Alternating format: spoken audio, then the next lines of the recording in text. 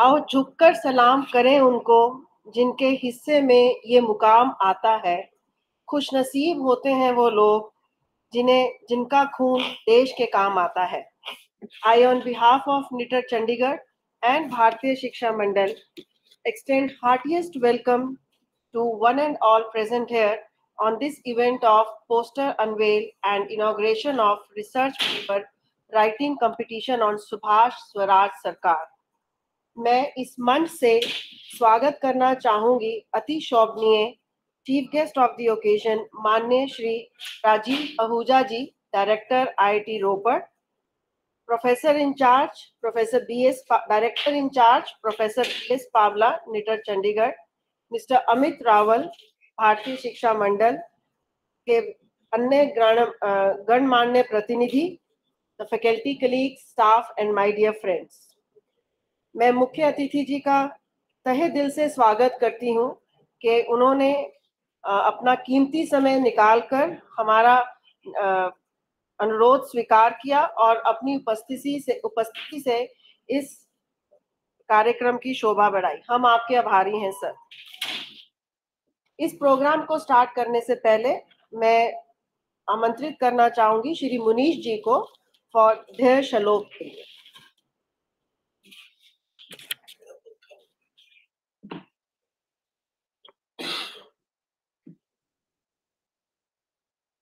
सभागार में उपस्थित सभी विद्वज्जनों को मेरी ओर से नमस्कार। आज के कार्यक्रम की शुरुआत देश श्लोक के साथ, जो कि विष्णु पुराण से किया गया और भारतीय शिक्षण मंडल की एक कार्य पद्धति में सबसे प्रथम हम इसे शुरुआत से करते हैं। तत्कर्मयन् बंधाय साविद्याया विमुक्तय आयासाया परम कर्म विद्या न्याशिल्प नैपुणम। अर्थात कर्म वही है जो बंधन में न बांधे, विद्या वही है जो मुक्त करे, अन्य सभी कर्म निरर्थक क्रिया एवं अन्य सभी अध्ययन मात्र कारीगरी हैं। धन्यवाद। अब मैं निमंत्रण देना चाहूंगी श्री नमित जी को ध्येय वाक्य पढ़ने के लिए। सभी को सादर प्रणाम। ध्येय वाक्य भारतीय शिक्षण मंडल राष्ट्रीय पुनरुत्थान के लिए प्राथमिक से लेकर उच्च शिक्षा तक संपूर्ण शिक्षा को भारतीय मूल्यों पर आधारित, भारतीय संस्कृति की जड़ों से पोषित तथा भारत केंद्रित बनाने हेतु नीति, पाठ्यक्रम तथा पद्धति में भारतीयता लाने के लिए आवश्यक अनुसंधान, प्रबोधन, प्रशिक्षण, प्रकाशन और संगठन करना भारतीय शिक्षण मंडल का ध्येय है। धन्यवाद।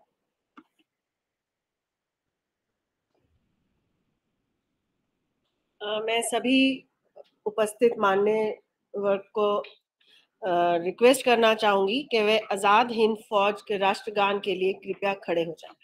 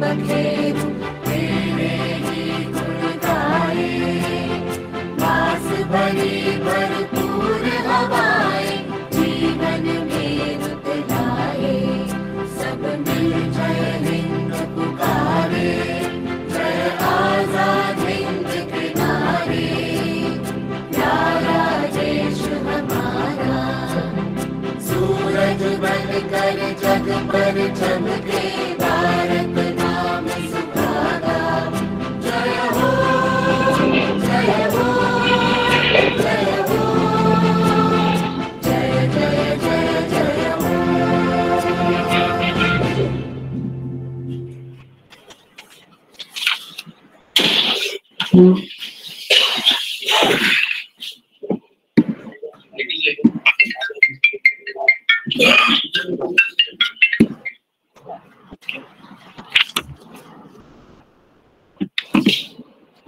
शुभम करोति कल्याणम आरोग्यम धना संपत् शत्रु बुद्धि विनाशया दीपा ज्योतिर नमोस्तुते.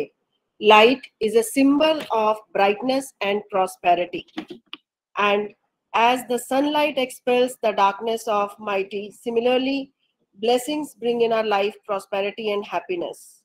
आए हम सब मिलकर सरस्वती माँ का आह्वान करें by lighting the lamp of knowledge and wisdom. I would request our chief guest, Professor Ahuja, Professor Pabla, Amit Rawat ji, and Dr. Jaswinder Kaur ji to light the lamp.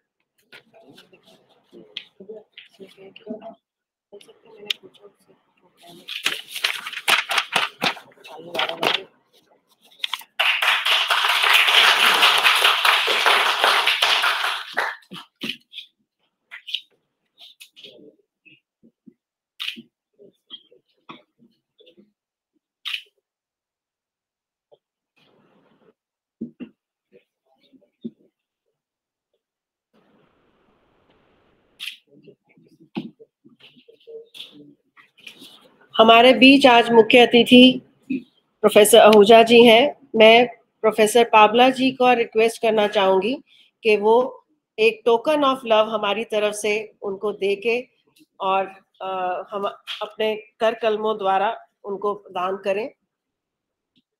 Just a token of honour and love and respect from us.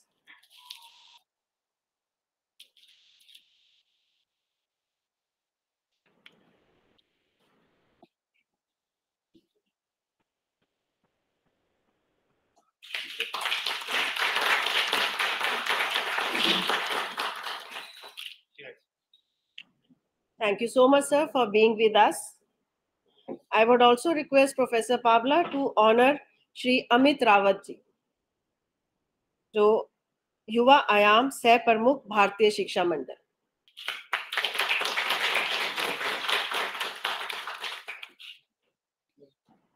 Netaji Subhash Chandra Bose's life needs more research, and many new aspects of his life and vision could be unraveled through it. Because Netaji's life is an inspiration not only for our society, our country, but especially for the youth of nation. So that is why we are here today for this event. I would request Dr. Jaspal Kaur, Yuva Ayam, Bharatiya Shikshan Mandal Punjab, to introduce about this program. If you feel okay, you can, yeah.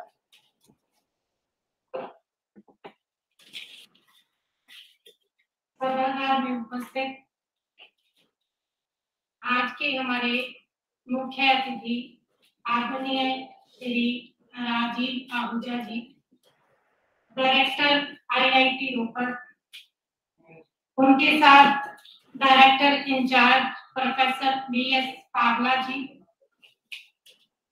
और हमारे अखिल भारतीय युवा आयाम सह प्रमुख श्री अमित रावत जी भाई साहब, doctor Meenakshi सूद जी, श्री रितेश जी, विस्तारक भारतीय शिक्षण मंडल, विशाल शर्मा जी, प्रमुख युवायाम पंजाब का, आप सभी का इस सभागार में मैं हार्दिक स्वागत करती हूँ.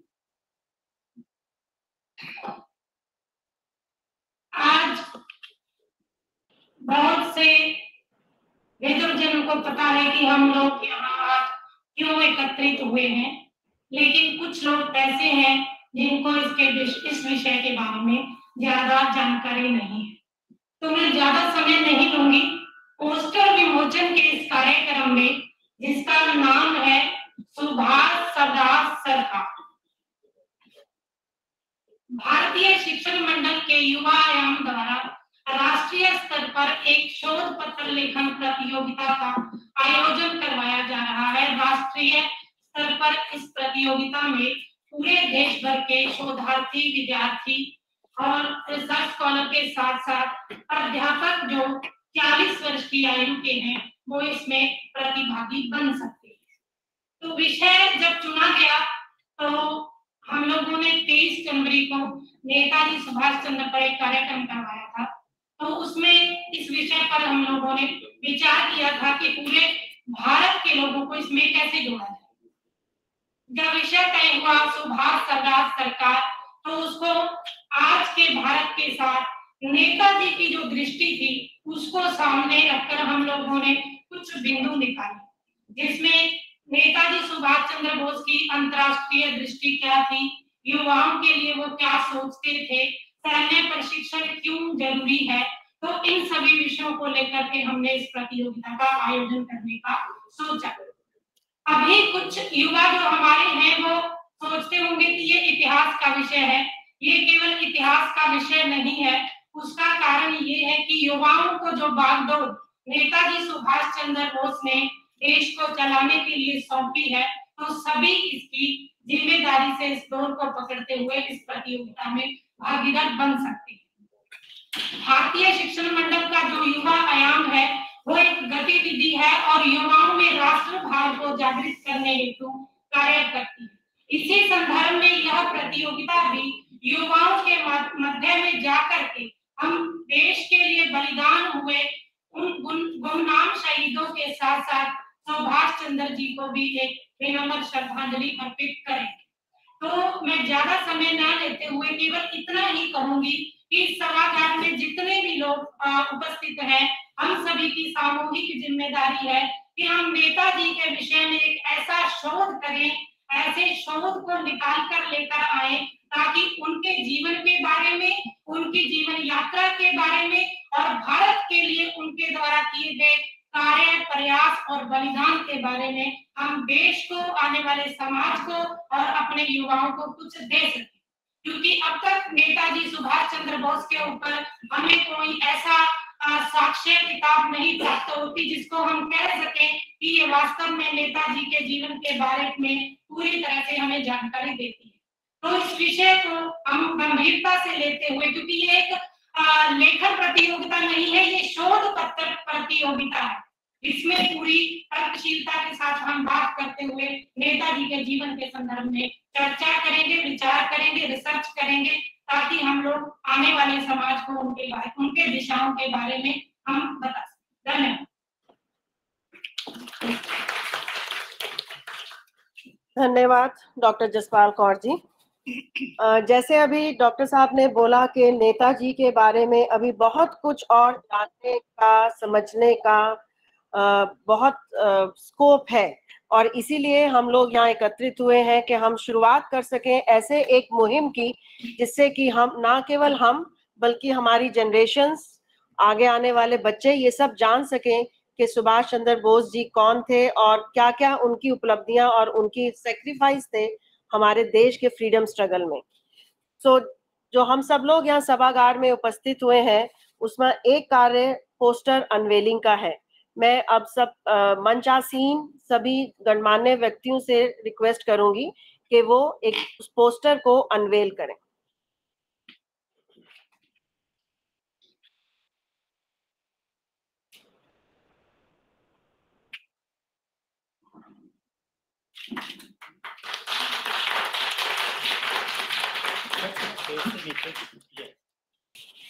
ये हमारे लिए अति सौभाग्य की बात है कि हमारे बीच आज के मुख्य अतिथि के रूप में प्रोफेसर राजीव आहूजा जी मौजूद हैं और I feel privileged to introduce him to the august gathering.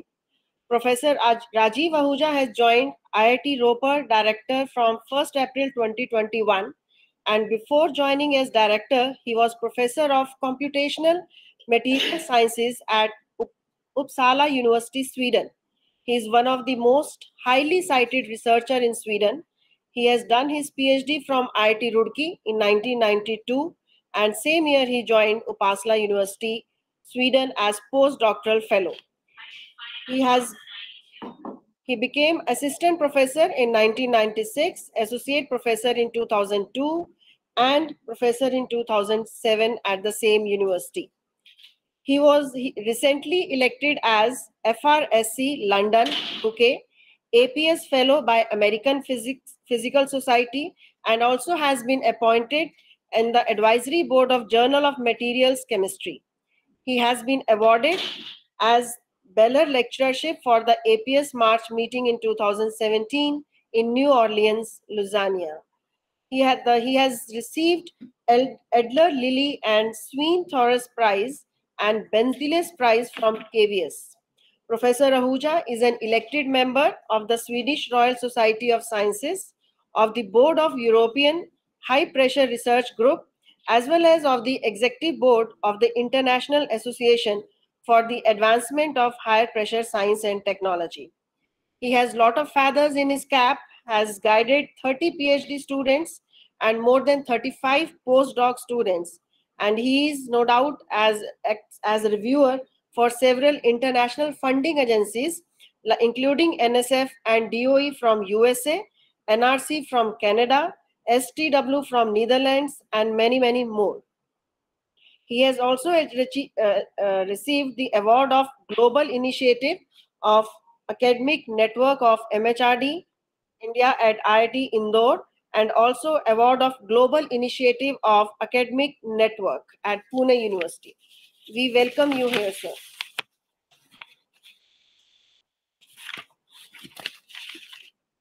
एक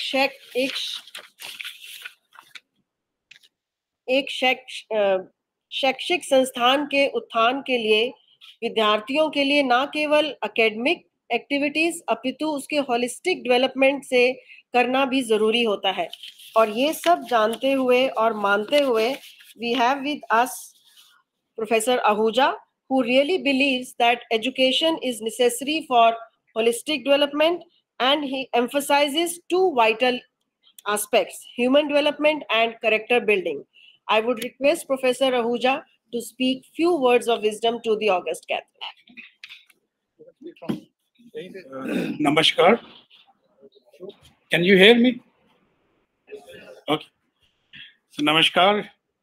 सबसे पहले तो मैं धन्यवाद देना चाहूँगा भारतीय शिक्षण मंडल कि जिन्होंने मुझे इस काबिल समझा कि मैं इस अगस्त गैदरिंग में एज ए चीफ गेस्ट कुछ कह सकूं। जैसे आप मैम ने ऑलरेडी इंट्रोडक्शन में बताया कि मैं पिछले 30 साल से मैं स्वीडन में रह रहा हूं, और अभी भी मैं 5 साल की छुट्टी लेके आया हूं एज ए डायरेक्टर IIT रोपड़। तो मेरी हिंदी इतनी ज़्यादा अच्छी नहीं है क्योंकि मैं 30 साल से हमको हिंदी बोलने का ज़्यादा मौका नहीं मिला वहाँ पे, but I will try to keep as much Hindi I can speak. जब हम हिंदी की बात करते हैं तो I was very impressed by the Bharatendu Harishchandra ji. उनकी मैं 2 पंक्तियाँ कहना चाहूँगा बिफोर आई स्टार्ट दिस, क्योंकि हम लोग जब हिंदी की बात करते हैं, हम मातृभाषा की बात करते हैं, तो भारतेंदु हरिश्चंद्र जी की वो 2 पंक्तियाँ मैं जरूर कहना चाहूँगा। ये 2 पंक्तियाँ हमने जब हम 12th बोर्ड में क्लास में थे तब हमने पढ़ी थी, क्योंकि हम यूपी बोर्ड से पढ़े हैं तो वहाँ हिंदी एक अनिवार्य सब्जेक्ट होता है। तो हिंदी में उसने लिखा था मातृभाषा के ऊपर कि निज भाषा उन्नति है, सब उन्नति को मूल, बिन निज भाषा ज्ञान के मिटे ही योग नशील। सो ये दुआ हमको तब से याद है। तो जब हम विदेश में भी जाते हैं तो कभी कभी लोग बोलते हैं कि आप तो विदेश में रहते हो, आप हिंदी में क्यों बोलते हो? तो और कुछ लोग ने हमको बोला है कि I was last 30 years there, कि तुम अपना पासपोर्ट क्यों नहीं चेंज कर लेते? हमने उनको यही जवाब दिया कि लोग अपनी माँ को चेंज करते हैं क्या, तो हम अपना पासपोर्ट क्यों चेंज करें। I still keep last 30 years the Indian passport, जबकि मैं 5 साल पहले ज्वाइन करने के बाद 5 साल में अपना पासपोर्ट चेंज कर सकता था, क्योंकि हम अपनी माँ को चेंज नहीं कर सकते। जो पासपोर्ट है वो अपनी आपकी एक भारत माता का एक एक एक टैग है जिसको हम कैरी करते हैं कि भारत माता, हम भारत को बिलोंग करते हैं और ये हमारा भारतीय पासपोर्ट है और उस पर हमको गर्व होना चाहिए। कुछ लोग बोलते हैं कि आपको बहुत परेशानी होती है जब भारतीय पासपोर्ट पे आप विदेशों में यात्रा करते हैं, पर हमने कहा भारत माता के लिए थोड़े बहुत तो कष्ट हम सहन कर सकते हैं, तो हमने कभी नहीं चेंज किया और हमारी पूरी फैमिली के पास भारतीय पासपोर्ट है। जब मुझे नीतीश जी मुझे इनवाइट करने के लिए आए थे IIT रोपड़, तो उन्होंने जब मुझे इस निबंध लेखन के बारे में उन्होंने बताया, एक्चुअली उन्होंने मुझे पहले ही एक व्हाट्सएप मैसेज के द्वारा ये मुझको पहले से ही एक मैसेज भेज दिया था, जो कि हमने अपने संस्थान में इसको ऑलरेडी हमने इसको ब्रॉडकास्ट कर दिया था। जो भी बिलो 40 years है वो इसमें पार्टिसिपेट कर सकते हैं। क्योंकि हम विदेश में रहे हैं तो हमको इतना ज्यादा वो बोलते हैं ना कि वी आर वेरी इनफॉर्मल, कि हमको इतना वो भाषण वहां पे तो एकदम प्रोग्राम बोलते हैं कि स्टार्ट हो जाओ, वो कोई चीफ गेस्ट नहीं होता, सब बराबर होते हैं, तो हम एकदम स्टार्ट हो जाते हैं। बट यहाँ पे जब से हम इंडिया में आए तो हमको बोलते हैं कुछ शब्द बोलो, तो कभी कभी हम कुछ शब्द बोलते हैं पर हमको ये नहीं होता कि हम लिख के नहीं ला सकते कुछ शब्द।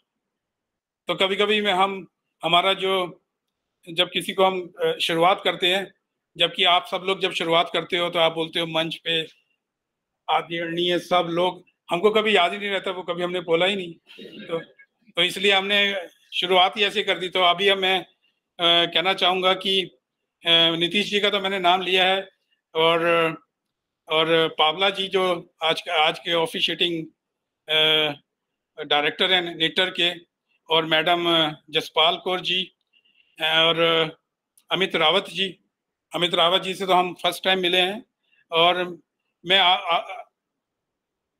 उनका भी धन्यवाद कहूँगा, अशोक ठाकुर जी का, क्योंकि जब कभी मुझे कोई परेशानी आती है तो मैं उनको फ़ोन करता हूँ, क्योंकि हम पूछते रहते हैं कि बताओ चंडीगढ़ यूनिवर्सिटी में क्या हो रहा है, या उनको पूछना होता है पंजाब के बारे में तो हम अशोक को फ़ोन करते हैं। तो इसलिए अशोक के साथ हम ज़्यादा कांटेक्ट में रहते हैं, और नीतीश जी के साथ।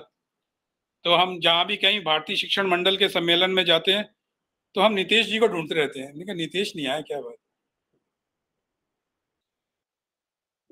जो आप ये रिसर्च राइटिंग जो कंपटीशन रखा है भारत क्या ये स्वराज सरकार, ये एक बहुत ही आप कहना चाहेंगे कि एक टाइमली प्रयास है कि हम लोगों को, हम इंडिया में तो रहते हैं बट हमको इंडिया के बारे में बहुत कुछ नहीं पता है। हम आपको बताना चाहते हैं कि जो इंडियन बाहर रहते हैं इंडिया से, वो भारत के बारे में ज़्यादा जानते हैं, वो ज़्यादा उनके अंदर देश प्रेम होता है। क्योंकि हम इंडिया में जब रहते हैं तो हमको ये महसूस नहीं होता, बट जब आप भारत से बाहर जाते हैं तो आपको ये महसूस होता है। जैसे हम सुभाष चंद्र बोस जी की बात करते हैं, उनके जीवन से हम बहुत कुछ सीख सकते हैं, स्पेशली जो हमारे युवा लोग हैं। और जब हमने इस निबंध प्रतियोगिता में हमने जो 6 टॉपिक चूज किए हैं, उसमें फर्स्ट सुभाष चंद्र बोस जी के ऊपर है। तो इस रिसर्च से एक ये फायदा होगा कि उनके बहुत सारे जो जीवन के पक्ष हैं और विचारधारा हैं जो लोगों को नहीं पता है, वो इस माध्यम से उजागर होंगी, और हम सब लोगों को उसको जानने का मौका मिलेगा। क्योंकि हम सब लोग इतने व्यस्त रहते हैं कि हमको इतना टाइम नहीं होता। अगर कोई हमारे लिए रिसर्च करके हमको बताएगा तो हम पढ़ लेंगे।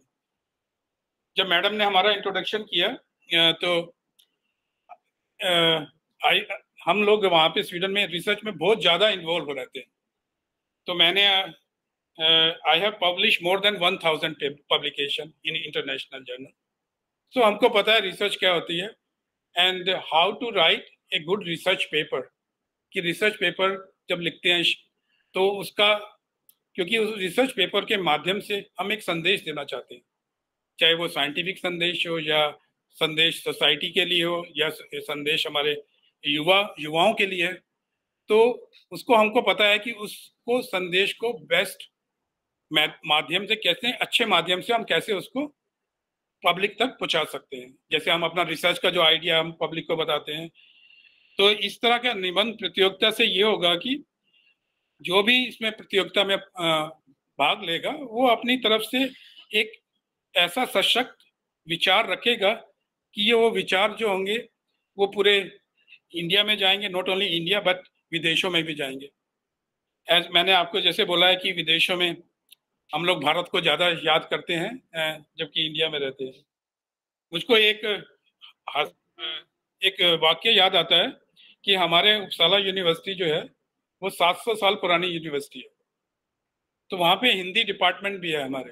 तो मैं एक बार वहाँ के प्रोफेसर से मिला जो हिंदी पढ़ाते हैं, तो ऐसे ही बात हुई, तो हम बात करते थे कि हिंदी को राष्ट्रभाषा का दर्जा देना है। But this professor he was teaching Hindi in Uppsala university and he is originally from German, he was German. तो वो मेरे पास आए, बोलते हैं राजी तुम ऐसे क्यों बोलती हो कि हिंदी को राष्ट्र, हमको हिंदी को राष्ट्र की भाषा नहीं बनाना है, हमको हिंदी को विश्व की भाषा बनाना है। I was so impress that एक जर्मन है वो मुझको आके बताता है तुम राष्ट्रभाषा की क्यों बात करते हो, हिंदी को राष्ट्रभाषा का दर्जा दिलाना है, इसको तो विश्व की भाषा बनाना है। So we is proud that even outside India what other people think about our language. So अभी तो हमारे पास अगले वो कहते हैं जो अब अमृत काल चलेगा, तो अमृत काल में हमको जब बात करते हैं कि हमको विश्व गुरु बनना है, तो जब हम विश्व गुरु बनेंगे तो हमारी एक भाषा भी तो होगी ना, तो हमने हिंदी को इसको विश्व की भाषा बनाना है, जिससे जो हमारा जो ज्ञान है, कभी कभी हम वो ज्ञान को हम अंग्रेजी में व्यक्त नहीं कर सकते हैं जो मातृभाषा में व्यक्त कर सकते हैं। तभी भारतेंदु हरिश्चंद्र जी ने बोला था कि निज भाषा उन्नति है। तो जब आप निज भाषा में बात करते हैं, जैसे और कंट्रीज हैं, इतने डेवलप कंट्रीज है, आप बात करते हो जापान की बात करते हो, आप जापान में जाके इंग्लिश में काम नहीं चलता, आपको जापानीज आनी है, वो सब उनका सब रिसर्च जापानीज में होता है and they are the one of the super और economic power of the world, क्योंकि वो अपनी जापानीज लैंग्वेज में सब काम करते हैं। तो हमको भी हिंदी को बढ़ावा देना है और हिंदी को एनकरेज करना है। जब हम इस निबंध राइटिंग कंपटीशन की बात करते हैं, तो इससे जिसमें कुछ हम ये भी कह रहे हैं, एक टॉपिक वो भी है स्वाधीनता के अज्ञात जो कंट्रीब्यूशन है, जो लोगों के बारे में हम नहीं जानते हैं, वो भी सामने आएगा, जो हिस्ट्री में कहीं दबा हुआ है या हिस्ट्री में था ही नहीं। और स्पेशली जब हम पंजाब में हैं, Punjab has made lot of sacrifices for freedom fighter of freedom fight of the India.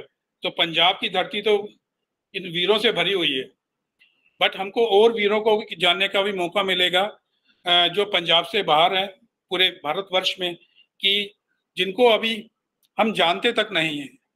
अभी हम जो एक धरोहर है उसको हम अपनी नेक्स्ट जनरेशन को कैसे पास करेंगे, ये निबंध राइटिंग जो कंपटीशन है, this will be a very good way to bring this all those secret of the history out to the normal public.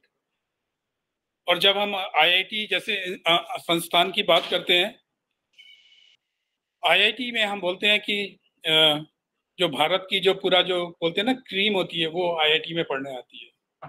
जब हम उस क्रीम को हम एक मैसेज देंगे कि हमारा भारत कितना महान है, हमारी संस्कृति कितनी महान है। आपने देखा होगा कि हम हमेशा लोग कंप्लेन करते हैं कि आईआईटी से सबसे ज़्यादा ब्रेन ड्रेन होता है। हमारे जो इंजीनियर्स हैं आईआईटी के पास आउट, वो ज़्यादा विदेश में चले जाते हैं या वो बड़ी बड़ी कंपनीज में काम करते हैं, वो देश में इतना कंट्रीब्यूशन नहीं दे पाते हैं, वो विदेश चले जाते हैं। अगर हम उनको अपने कल्चर के बारे में बताएंगे and even they go abroad, वो आपके हमारे कल्चर की लोगों से बात करेंगे। So they are also our messenger outside India. So वो भी एक it's another way how we can tell what are our morals to other countries also. So this is very important that in higher education learning institute like NITR, और IITs में इस तरह का भी competition organise हो रहा है, तो उससे हमारे जो युवा पीढ़ी को एक बड़ा मैसेज मिलेगा. When somebody from IIT will come and say, okay, this is the prize I got, वो ये मैंने निबंध लिखा था, तो it will be for all technical institution. that technical institution में केवल वो BTech MTech की डिग्री नहीं मिलती है, बट जो हमारे युवा वहाँ पढ़ते हैं वो भी, उनके अंदर भी सेम राष्ट्र की भावना है जो अदर इंस्टीट्यूशन में होती है.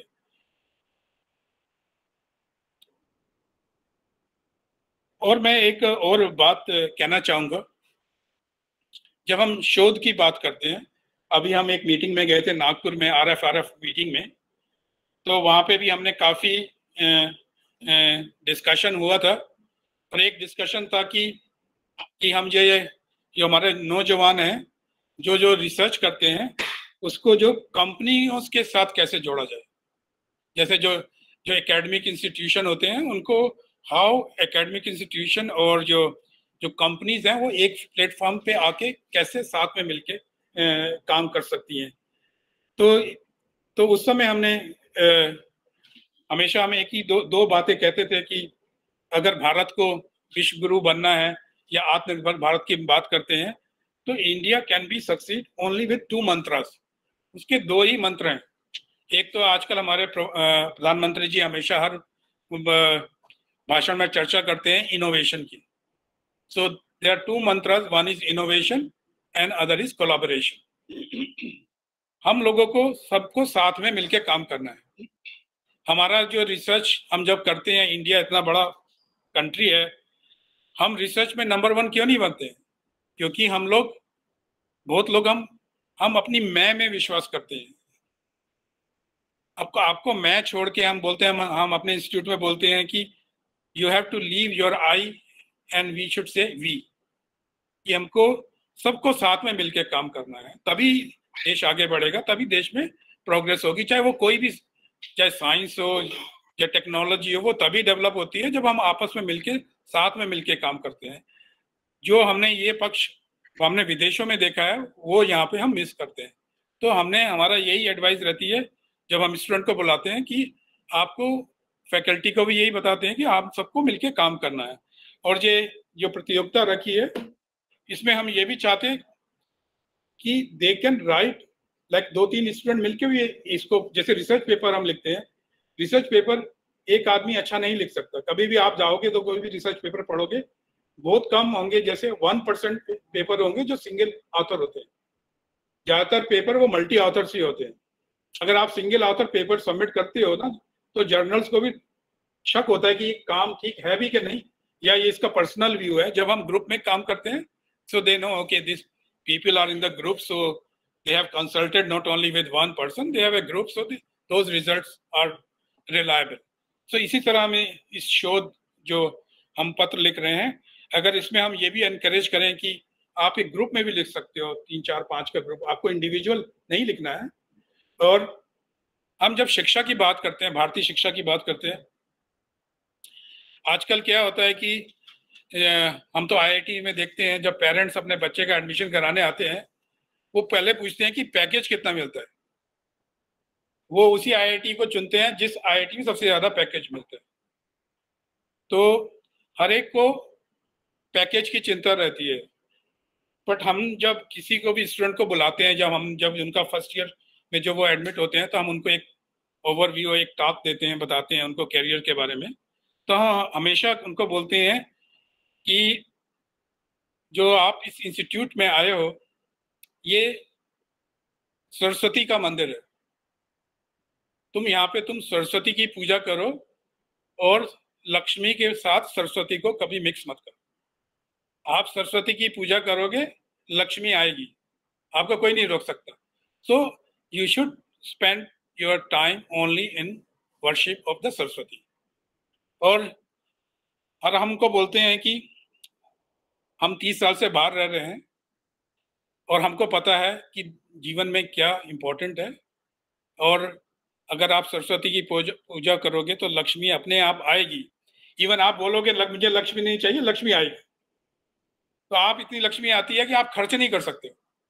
तो सरस्वती की पूजा पे ध्यान रखना चाहिए। और जो हमारा मोटो भी है, जो आपने जब भी हम कोई भी अच्छा कार्य करते हैं तो गायत्री मंत्र से हम शुरुआत करते हैं। तो हमारा एक मोटो है, धियो यो न प्रचोदयात्। So employ your intellectual in the right way. So this is the way हम अपने ज्ञान का यूज जो है अच्छे कार्य में अच्छी सोच के साथ करें। और ये हमारे गायत्री मंत्र में भी लिखा है। और ये गायत्री मंत्र हम लोग सब बचपन से इस गायत्री मंत्र को जानते हैं और इसका हम उद्धरण करते हैं, बट उसका कभी हमने उसके ऊपर अपने ऊपर कभी हम उसको अमल नहीं करते हैं। Thank you. क्योंकि मेरे हिंदी इतनी अच्छी नहीं है तो हमें गायत्री मंत्र का जाप तो करते हैं, तो उसमें हम उसका अमल नहीं करते। तो हम अपने स्टूडेंट्स को यही बताते हैं कि जो आप जो इतना ज्ञान प्राप्त कर रहे हो, इसको अच्छे कार्य में लगाना है। और इसके साथ ही मैं यहाँ ये विराम लगाऊंगा, क्योंकि मैं आपका ज़्यादा टाइम नहीं लेना चाहूँगा, क्योंकि नहीं तो आप बोलोगे ये इसको माइक क्या दिया है, ये बोलना ही शुरू हो गया। तो हम लोग I want to try to be concise, and I always tell the people when I start to speak, I become emotional. So that's why I don't write anything. So whatever come in my mind, हम जो भी दिमाग में इस समय आता है हम वही बोलते रहते हैं। तो मुझको ये बहुत अच्छा लगा यहाँ पे आके। मुझे 1 साल हुआ है अभी इंडिया में आके ज्वाइन किए हुए। मुझे काफ़ी चीज़ें इंडिया के बारे में अभी पता नहीं है, तो मैं भी सीख रहा हूँ कि भारतीय शिक्षा का जो मंडल के बारे में या भारतीय शिक्षा नीति के बारे में आजकल हम बात करते हैं, नई एजुकेशन पॉलिसी के बारे में बात करते हैं। तो ये जो इवन ये लेखन प्रतियोगिता भी उसको कवर करती है। हमारी जो न्यू एजुकेशन पॉलिसी की बात करते हैं या मल्टी डिसिप्लिनरी की बात करते हैं और इंटरडिसिप्लिनरी रिसर्च की बात करते हैं। तो so this kind of forum also give a support to our new education policy. And मैंने तो देखा है कि वहाँ जब हम नागपुर गए थे RF में, वहाँ पे काफ़ी अच्छा इस तरह का काम हो रहा है। और स्वदेशी के ऊपर जो काम हो रहा है हमारा, हमको आत्मनिर्भर बनना है तो हमको स्वदेशी को अपनाना पड़ेगा। खाली हम विदेशियों से सामान मंगवा के ही आत्मनिर्भर नहीं बन सकते हैं। तो हमको आत्मनिर्भर बनना है तो हमको स्वदेशी जो मेड इन इंडिया कॉन्सेप्ट को अगर करना है, तो हम सारी युवा शक्ति को साथ में मिला के और एक इकोसिस्टम हमको करना है। जैसे इनोवेशन की बात करते हैं या एंटरप्रेन्योरशिप की बात करते हैं, तो हमको उनको एनकरेज करना है, जिससे हमारा यूथ जो है एक तो विदेशों में ना जाए और यहीं पे उसको रोजगार मिले और वहीं पे वो रोजगार दे। तो मुझे लगता है कि अब मेरा समय अब समाप्त हो रहा है, तो मैं यहीं पे विराम लगाना चाहूँगा। And I will wish all the best successful wishes for this writing competition. Will be one of the benchmark for the system, that we can do a lot in talking in our society. हम अपने इतिहास के बारे में जानने के बारे में, हम अपने वीरों के बारे में जानने में, और जो मिलिट्री सेवा, जो अपने आर्मी सेवा की बात करी है, उसको वो क्यों इम्पोर्टेंट है, क्योंकि विदेशों में तो वहाँ पे कंपलसरी होता है दिस काइंड ऑफ ट्रेनिंग, जो मिलिट्री ट्रेनिंग होती है, उसको कैसे हम इंडिया में उसको इनकलकेट करेंगे। इसी के साथ धन्यवाद, नमस्कार, जय हिंद।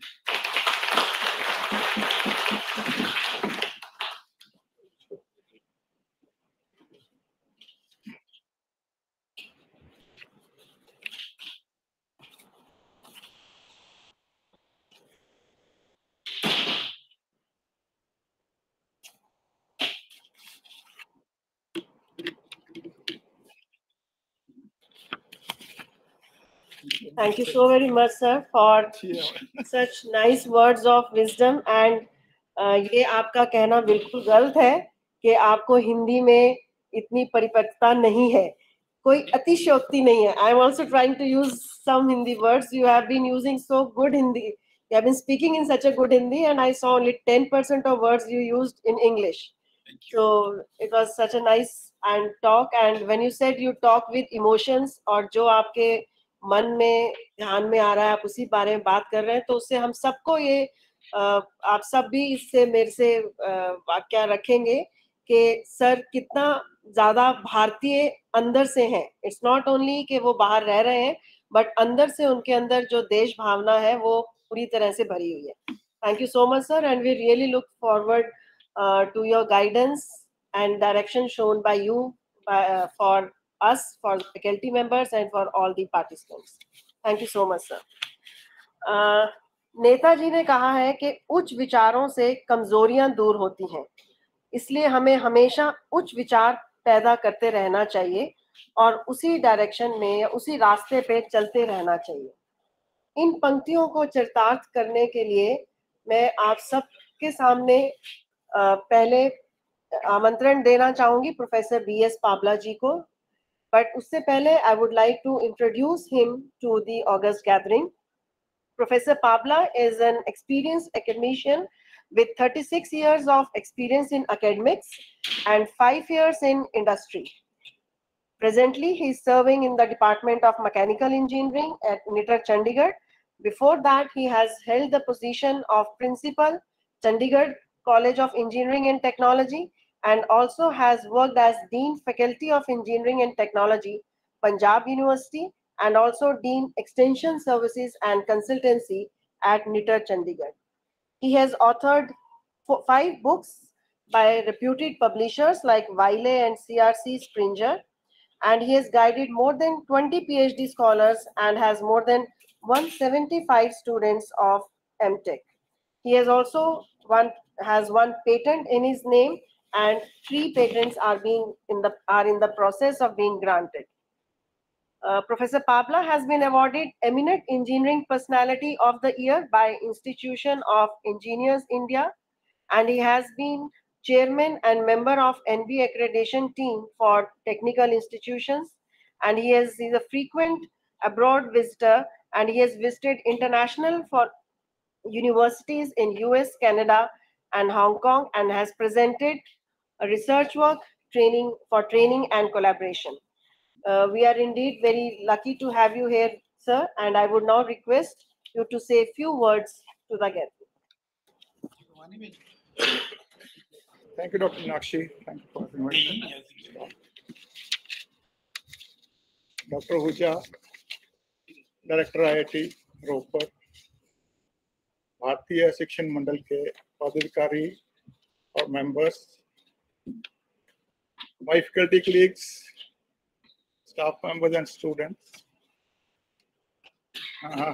मेरी तो इंग्लिश ही चलेगी, हिंदी और इंग्लिश। पंजाबी च बोल रहे हो सर? पंजाबी च भी बोल रहा हूँ।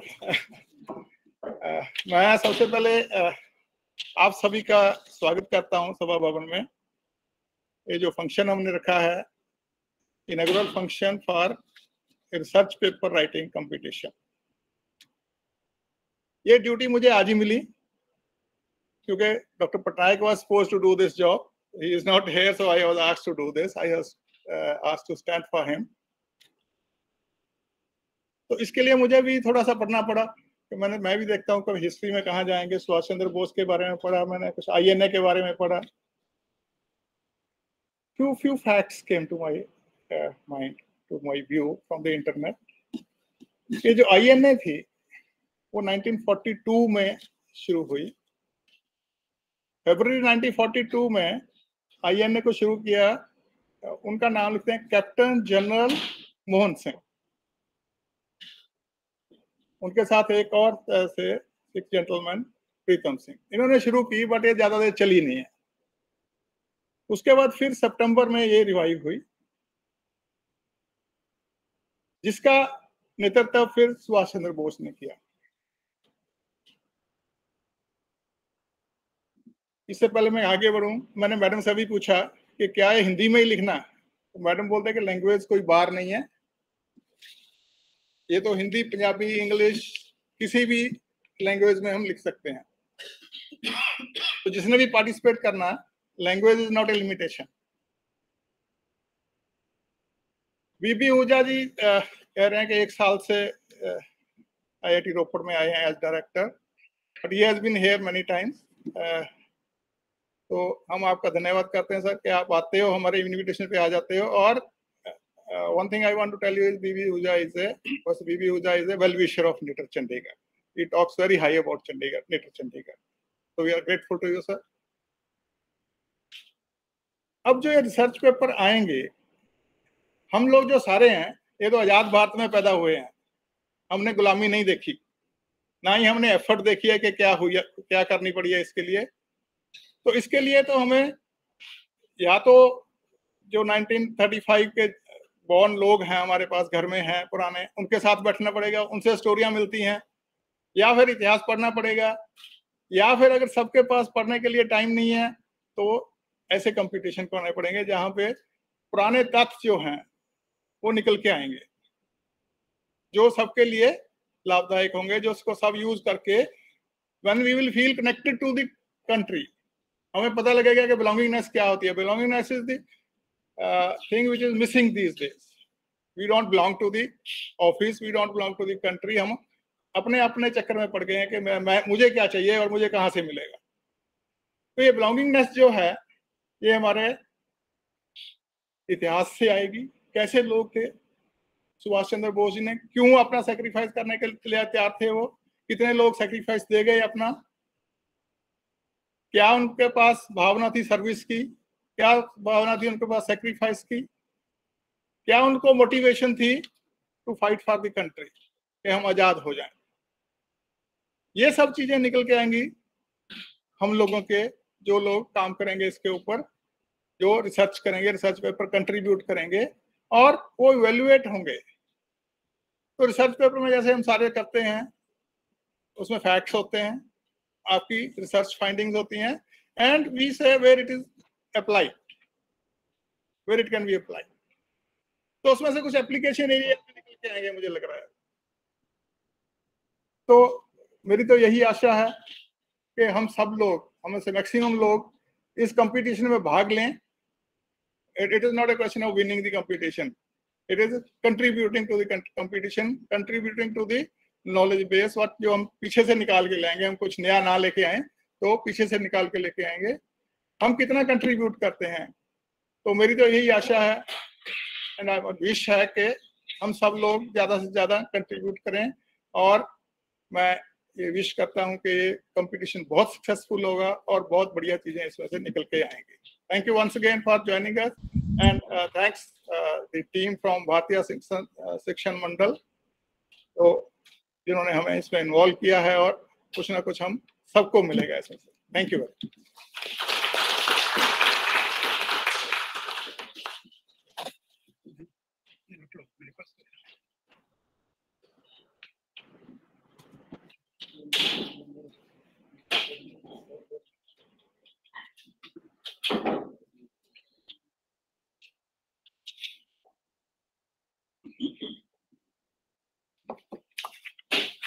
Thank you so very much, sir, for appreciating the efforts of Bharatiya Shikshan Mandal, and we really look forward for the success of this event for which they have planned this Subhash Swaraj Sarkar. Subhash ji ने कहा, सफलता हमेशा असफलता के स्तंभ पर खड़ी होती है, इसलिए किसी को भी असफलता से घबराना नहीं चाहिए। सफलता दूर हो सकती है लेकिन वह मिलती जरूर है।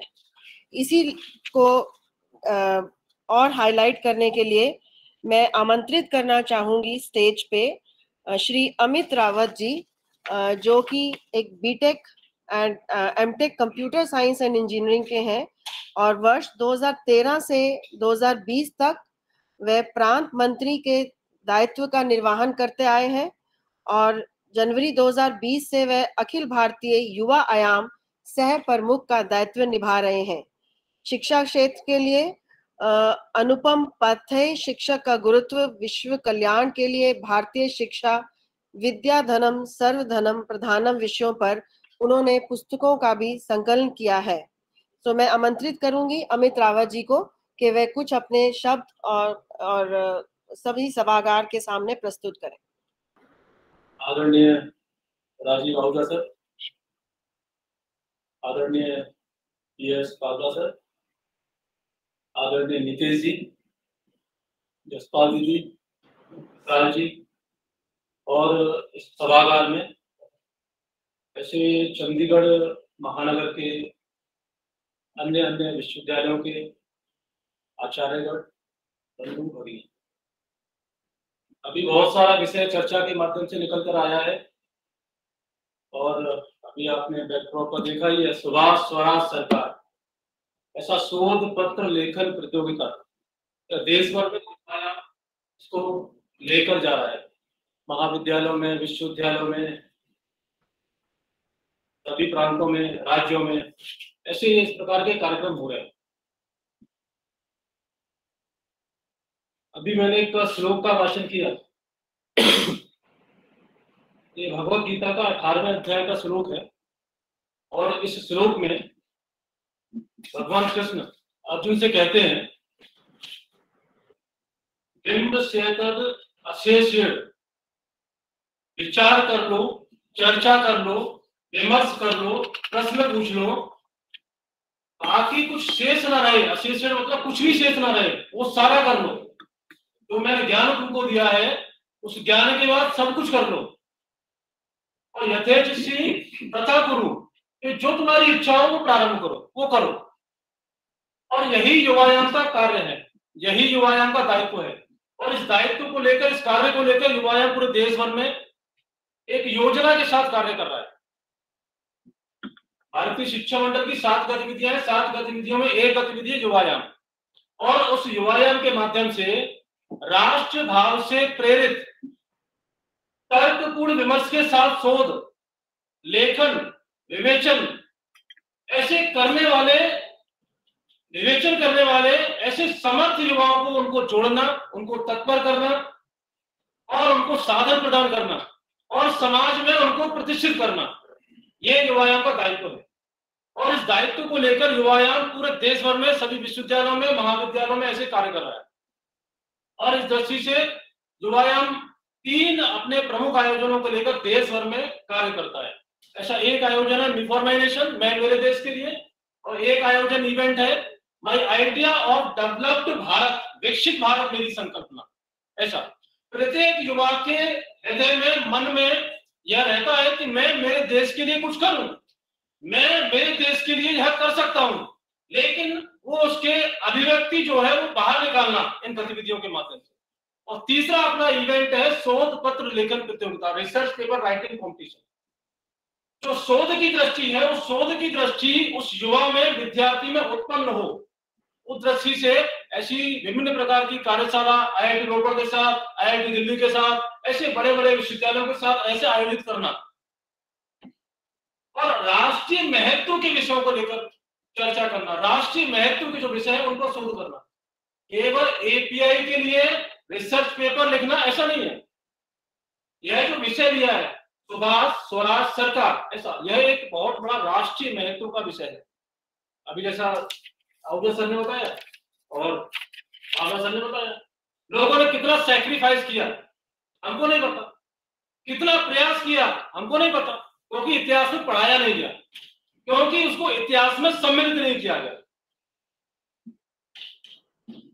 जिस पावन भूमि पर हम लोग आज हैं, जिस पावन भूमि पंजाब प्रांत में जिस भूमि पर हम लोग बैठे हैं, ऐसे कितने अनाम अज्ञात वीर जिनकी अस्थियों पर हम लोग बैठे हैं, ऐसे अज्ञात वीर, अनाम वीर जिन्होंने अपने धर्म की रक्षा के लिए, अपनी राष्ट्र की रक्षा के लिए स्वयं को बलिदान कर दिया। यह वो धरती है पंजाब। अभी बस मैं फतेहगढ़ साहिब वहां गया और वहां पर वह स्थान मैंने देखा, वहां जैसे मैं सीढ़ियों से नीचे उतर रहा था तो मेरे रोंगटे खड़े हो रहे थे।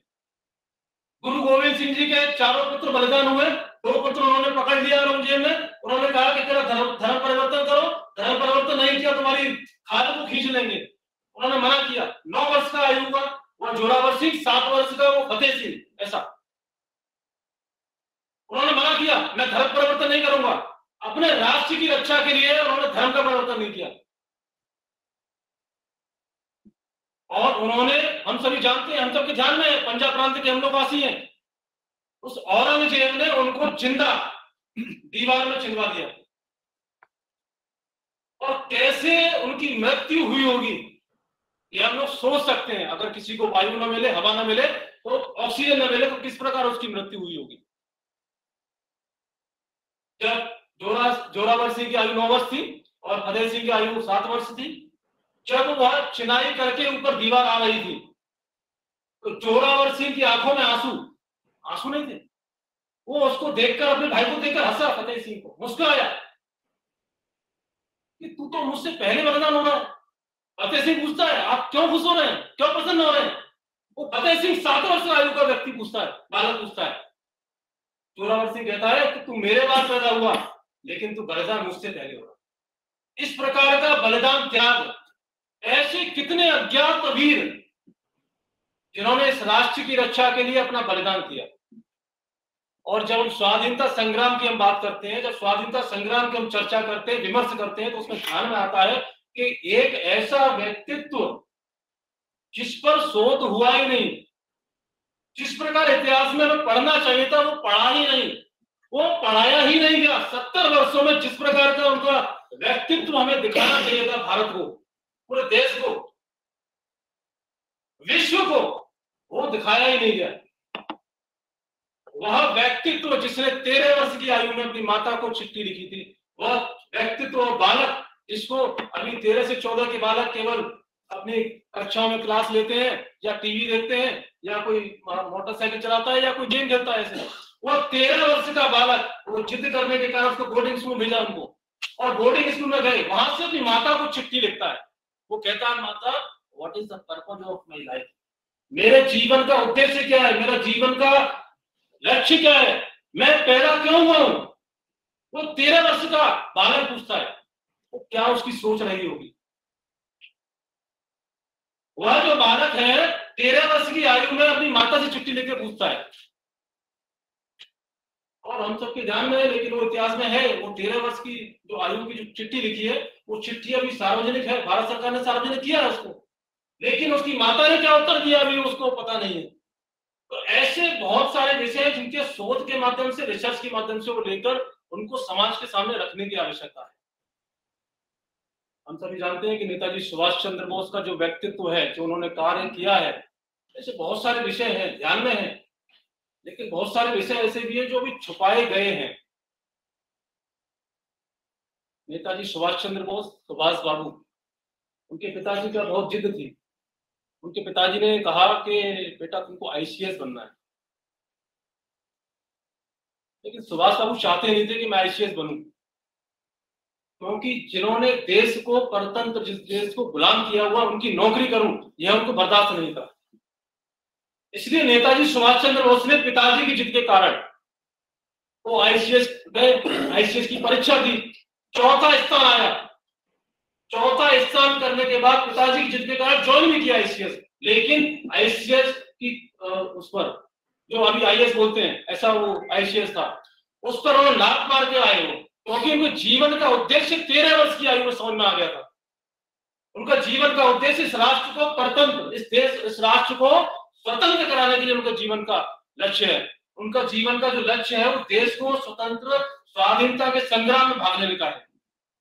ऐसा नेताजी सुभाष चंद्र के मन में 13 वर्ष की आयु में ये बीज उत्पन्न हुआ था। नेताजी सुभाष चंद्र बोस 19 अक्टूबर 1943, जैसा अभी सर ने बताया, 21 अक्टूबर 1943 को नेताजी सुभाष चंद्र बोस ने सिंगापुर से आजाद हिंद सरकार की घोषणा कर दी। और हम सबके ध्यान में जब वो घोषणा उन्होंने सरकार की 16 मंत्री बनाए उन्होंने, उसमें महिलाओं को स्थान दिया। लक्ष्मी सहगल जो आजाद हिंद फौज में जो वहां कैप्टन थी, उनको मंत्री बनाया। ऐसे 16 मंत्री बनाए, गवर्नर बनाया अंडमान निकोबार का, और स्वयं देश के, मैंने देश शब्द यूज किया, भारत, अंडमान निकोबार के जो उन्होंने देश, अंडमान निकोबार जो भारत का हिस्सा था, उसको स्वतंत्र कराया और उस सरकार की घोषणा की, और आजाद हिंद सरकार के पहले प्रधानमंत्री के रूप में उन्होंने शपथ ली। लेकिन अगर चर्चा करते हैं, विमर्श करते हैं, तो ये ध्यान में नहीं है, इतिहास में नहीं है। ये क्यों छुपाया गया? आजाद हिंद सरकार के प्रथम प्रधानमंत्री नेताजी सुभाष चंद्र बोस देश से छुपाया गया। और 3 दिसंबर 1943 को उन्होंने अंडमान निकोबार में वह जो सरकार थी वो अस्तित्व में लेकर आए। वहां उन्होंने ध्वजारोहण किया, फ्लैग होस्टिंग की वहां पर, और वहां जब उन्होंने फ्लैग होस्टिंग की, जब सरकार वो अस्तित्व में आई, और जब सरकार अस्तित्व में आई तो वहां के जो लोग थे पूरे भारत में विषय गया, पूरे भारत में चर्चा हुई कि नेताजी सुभाष चंद्र बोस देश के प्रधानमंत्री, नेताजी सुभाष चंद्र बोस ने सरकार बना दी, संविधान बना दिया, गवर्नर बना दिया, मंत्री बना दिए। ऐसा विषय पूरे देश में गया। एक विषय पूरे देश में जब जाने के बाद अंग्रेजों के पास विषय गया, और जब अंग्रेजों को वास्तव में लगा कि अब हम राज नहीं कर पाएंगे, अब हमारा ज्यादा दिन नहीं है, अब हमें भारत छोड़ने का हमारा समय आ गया, जब यह नेताजी सुभाष चंद्र बोस ने किया, तो ये जो तिथि मैंने बताई 19 अक्टूबर को सरकार की घोषणा और 30 दिसंबर 1943 को वहां ध्वजारोहण करना। अंडमान निकोबार में, अब सबके ध्यान में, अंडमान निकोबार एक टापू है, और अंडमान निकोबार में वहां के जो लोग थे, वहां के लोगों ने दीपक जलाए, हर्ष उल्लास हुआ कि अभी अपना स्वशासन आ गया, अपनी सरकार आ गई, ऐसा ये विषय आया। तो उस नेताजी सुभाष चंद्र बोस को लेकर वह स्वशासन, वह सरकार, वो सरकार जो विषय है, जो पीछे है सरकार, वो सरकार आजाद हिंद सरकार से है मतलब।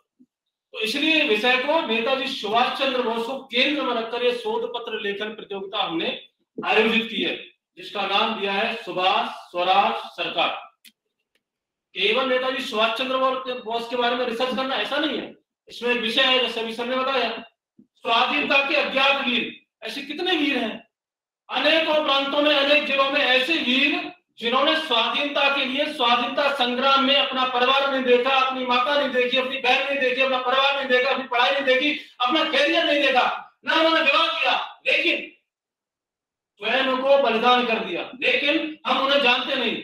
ऐसे अज्ञात वीरों को शोध के माध्यम से, रिसर्च के माध्यम से हम लेकर आएंगे, समाज के सामने रखेंगे, उस जिले तक, उस जिले के महाविद्यालय तक, विश्वविद्यालय तक, उस प्रांत तक, उस राज्य तक उसके नाम को लेकर आएंगे। यह वो शोध पत्र लेखन प्रतियोगिता है। ऐसा एक विषय है, इसमें आत्मनिर्भर भारत सुभाष की दृष्टि में, नेताजी सुभाष चंद्र बोस की आत्मनिर्भर भारत वो क्या दृष्टि थी, उसको हम लेकर आएंगे। अर्थनीति क्या थी, अगर नेताजी सुभाष चंद्र बोस होते तो वह आर्थिक स्थिति क्या होती, तो राष्ट्रीय सुरक्षा का विषय जो बनाया जाता है अंतरराष्ट्रीय स्तर पर, वो क्या होता। अगर वास्तव में यह आजाद हिंद सरकार अस्तित्व में आ गई होती और नेताजी सुभाष चंद्र बोस वास्तव में देश के प्रधानमंत्री रहे होते, तो आज इस भारत की दृष्टि क्या होती, उस भारत का नजरिया क्या होता, वो भारत की स्थिति क्या होती। यह कोई मजाक का विषय नहीं। हम सबके ध्यान में आता है कि बहुत सारे विषय, हम तो साइंस के विद्यार्थी हैं, हम तो मैनेजमेंट के विद्यार्थी हैं, हम तो कॉमर्स पढ़ते हैं, हम तो ये पढ़ते हैं, हम तो वो पढ़ते हैं, अरे हम कैसे रिसर्च कर सकते हैं, हम कैसे शोध कर सकते हैं, हमारा विषय नहीं है। विषय है, ये भारत का विषय है, ये कोई एपीआई का विषय नहीं है। केवल एपीआई के लिए शोध पत्र जारी करना, केवल एपीआई के लिए शोध पत्र लिख देना, ये उसका विषय नहीं है, ये भारत के एपीआई का विषय है।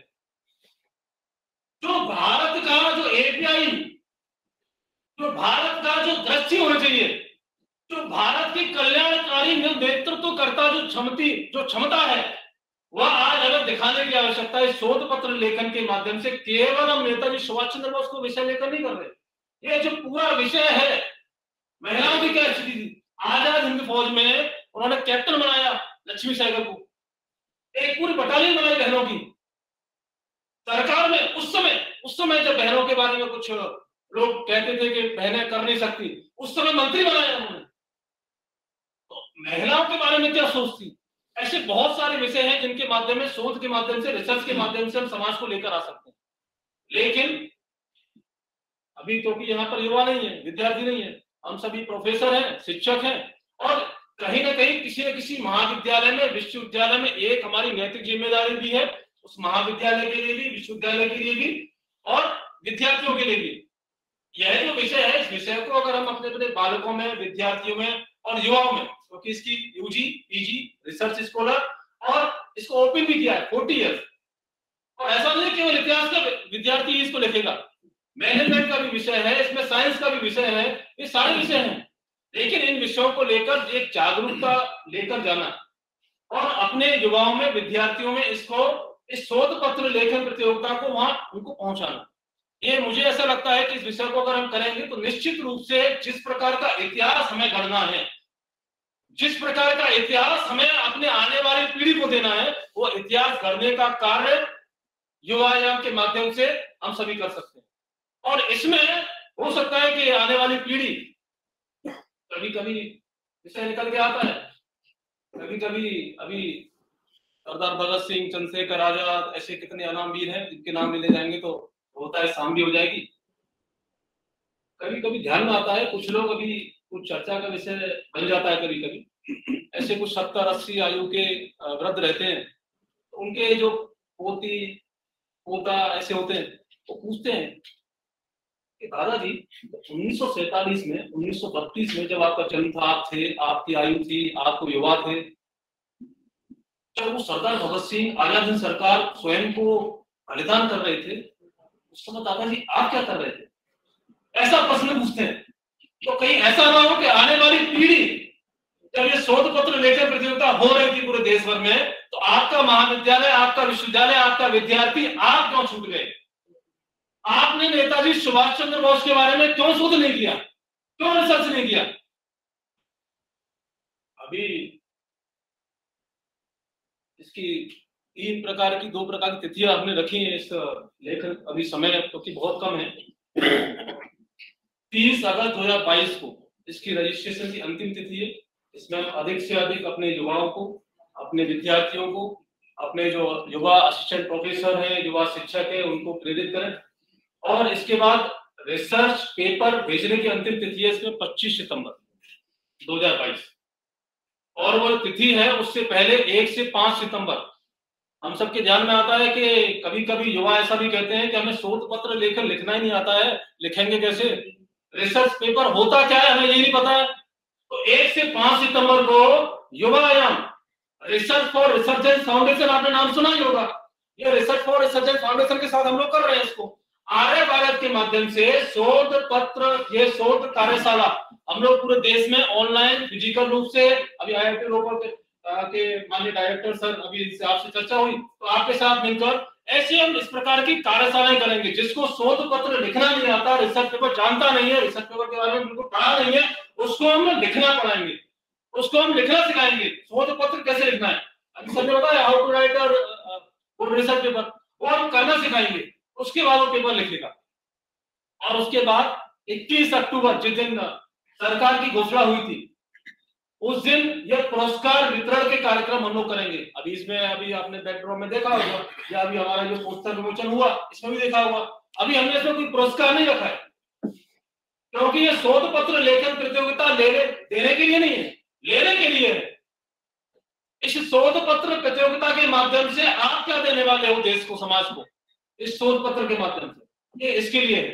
लेकिन फिर भी प्रांत सह प्रांतों के स्तर पर एक दिन का 31 अक्टूबर को, जिस दिन सरकार की घोषणा हुई थी, आजाद हिंद सरकार की, उस दिन हम एक दिन का पूरा युवाओं का सम्मेलन रहेगा, युवा का समागम रहेगा। उसमें एक दिन का कार्यक्रम करेंगे, उसमें पुरस्कार वितरण भी रहेगा। जो फर्स्ट, सेकंड, थर्ड ऐसे आएंगे अच्छे रिसर्च पेपर, जिनको हम चयनित करेंगे, हमारी एक्सपर्ट की कमेटी उनको चयनित करेगी, उनको पुरस्कार वितरण का उनको दिया जाएगा। जितने रिसर्च पेपर आए उनको बुलाकर उनके सामने कार्यक्रम तैयार किया जाएगा। इसके बाद केवल ये कार्यक्रम कर देना ऐसा नहीं है, इसके पश्चात जो अच्छे रिसर्च पेपर आएंगे, जैसे अभी सौराष्ट्र यूनिवर्सिटी में माननीय मुकुल कानिटकर जी अपने संगठन मंत्री हैं, उनका कार्यक्रम था, वहां के कुलगुरु जो है उन्होंने कहा कि इसको जो भी सौराष्ट्र यूनिवर्सिटी से एफिलिएटेड जो कॉलेज हैं या सौराष्ट्र में जितने भी अपने वो आते हैं, उनमें जो अच्छे रिसर्च पेपर आएंगे उनको अपने जर्नल में छापेंगे। अभी ये भी योजना कर रहे हैं कि जो अच्छे रिसर्च पेपर आएंगे उनको हम जर्नल में छापेंगे, और जो अच्छे रिसर्च वास्तव में जो तर्कपूर्ण विमर्श के साथ शोध करने के बाद जो रिसर्च आएगा, जो शोध आएगा, उसको हम ग्रंथ के रूप में उसको संकलन करेंगे और उसका विमोचन करेंगे। ऐसे हो सकता है कि अच्छे हजारों की संख्या में पेपर आएंगे, तो बड़े होता है कि अधिक से अधिक हम ग्रंथ बना सकें, ऐसा भी करेंगे। तो इस दृष्टि से ये कार्य जो हम कर रहे हैं, शोध पत्र लेखन प्रतियोगिता, इसमें निटल भी सहयोगी रहे, सह आयोग के रूप में काम कर सकता है, और IIT रोपड़ के साथ भी कर सकते हैं। ऐसे अन्य संस्थानों के साथ इस विषय को लेकर हम अधिक से अधिक ले जाएं, अधिक से अधिक युवाओं तक पहुंचे। इस प्रकार की योजना युवायाम की है। और कैसे, केवल ये ऐसा विषय नहीं है केवल इस विषय को लेकर कार्य करना, केवल शोध पत्र लेकर प्रतियोगिता, युवाओं में शोध की दृष्टि उत्पन्न हो, ऐसा यह राष्ट्रीय महत्व का विषय लिया। हर वर्ष हम राष्ट्रीय महत्व का विषय लेते हैं, अलग अलग विषय लेते हैं, शोध पत्र के माध्यम से ऐसे विषय लेते हैं। इसलिए जो शोध की दृष्टि है, वो रिसर्च की दृष्टि है, वह युवाओं में उत्पन्न हो, इस दृष्टि से आयोजन हम लोग कर रहे हैं। और 25 सितंबर का वो करने के बाद 21 अक्टूबर को पुरस्कार वितरण करने के बाद एक 4, 5, 6 नवंबर को पूरे अखिल भारतीय स्तर पर, राष्ट्रीय स्तर का एक हम लोग यंग रिसर्चर कॉन्क्लेव करेंगे। उसमें देश भर के जो फर्स्ट, सेकंड, थर्ड सभी प्रांतों के, सभी जिलों से ऐसे जो युवा आएंगे, जो रिसर्चर जिन्होंने अच्छा रिसर्च जो लिखा है, उनको बुलाकर वहां यंग रिसर्चर कॉन्क्लेव करेंगे। 4 नवंबर को हम लोग उनको बुलाएंगे, 5 और 6 के सत्र रहेंगे। ऐसा इस प्रकार का कार्यक्रम रहेगा। इसके पश्चात हम लोग 1 दिसंबर से 30 दिसंबर ऐसा एक सोशल इंटर्नशिप ऐसा एक हमने सोचा है। उसमें अलग अलग प्रकार से हम उनको युवाओं को टास्क देंगे, अलग अलग जिलों में, अलग अलग प्रांतों में उनको भेजेंगे, ऐसी अपनी योजना है। और इसके पश्चात ऐसे युवा जो इसमें इसके माध्यम से जो आएंगे, जिनका फर्स्ट, सेकंड, थर्ड ऐसे सभी प्रांतों से आएंगे, देश भर से, सभी राज्यों से, ऐसे सभी युवाओं के साथ अंडमान यात्रा हम लेके जाएंगे। तो ऐसे मेरा आपसे निवेदन है, और विनम्र निवेदन करने ही केवल मैं आपसे आया था, मैं कोई विषय कहने या भाषण देने यहाँ नहीं आया था। केवल एक निवेदन ऐसा मेरा है कि आप सभी के संस्थानों के, आप सभी के महाविद्यालयों के, विश्वविद्यालयों के युवा प्रोफेसर, ऐसे सभी लोग इसमें रिसर्च पेपर राइटिंग कॉम्पिटिशन में सहभाग करें और सहभागिता करें, अधिक से अधिक लोगों को इसको पहुंचाएं और उस दृष्टि से कार्य करेंगे तो निश्चित रूप से जो वीर, जो बौद्धिक वीर की हम लोग बात कर रहे हैं, जो बलिदानियों की हम लोग बात कर रहे हैं, तो निश्चित रूप से नेताजी सुभाष चंद्र बोस को शोधवीर, प्रज्ञावीर और बौद्धिक वीर बनने के बाद वो वास्तव में जो एक सच्ची श्रद्धांजलि है, वो श्रद्धांजलि हम लोग दे सकते हैं। जय हिंद।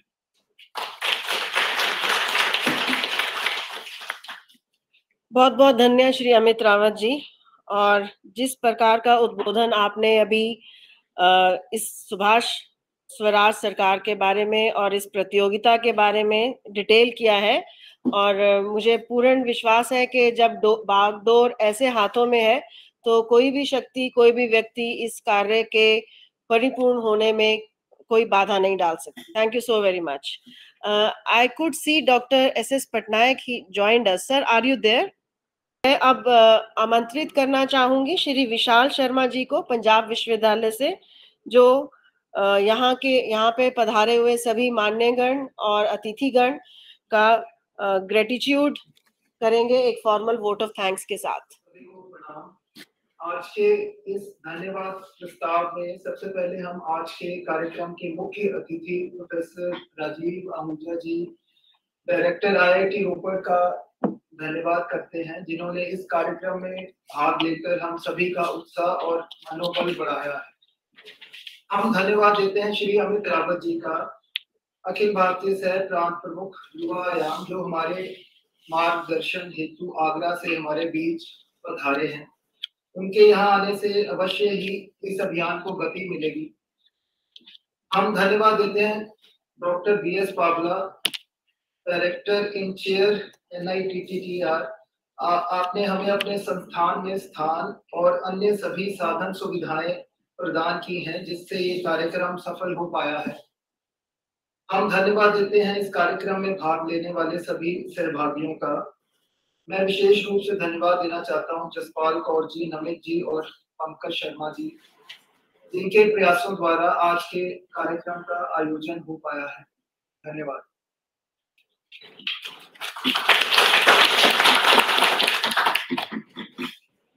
मैं आमंत्रित करूंगी श्री अरविंद जी को कल्याण मंत्र बोलने के लिए। वहीं से बोल रहे आप। तो से निवेदन है कि सीधे बैठ जाए, मेज बैठ जाए, मन और चित्त शांत। नानक नाम चढ़दी कला, तेरे पाड़े सरबत दा भला। नानक नाम चढ़दी कला, तेरे पाड़े सरबत दा भला। सर्वे भवन्तु सुखिनः, सर्वे सन्तु निरामयाः, सर्वे भद्राणि पश्यन्तु, मा कश्चित् दुःखभाग् भवेत्। ओम शांति शांति शांति। आप सबसे फिर एक बार निवेदन है कि राष्ट्रगान के लिए कृपया सब अब खड़े हो जाएं।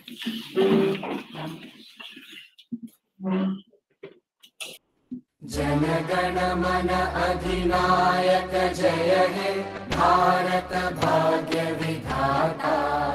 पंजाब सिंध गुजरात मराठा द्राविड़ उत्कल बंगा। विंध्य हिमाचल यमुना गंगा उच्चल जलधि तरंगा। तव शुभ नामे जागे तव शुभ आशीष मांगे। गाहे तव जय गाथा जन गण मंगलदायक जय हे भारत भाग्य विधाता। जय हे जय हे जय हे जय जय जय जय हे। भारत माता की जय। भारत माता की जय। भारत माता की जय। वंदे वंदे वंदे। So thank you so very much for everyone for being with us, and I would now request everyone to have a cup of tea with us.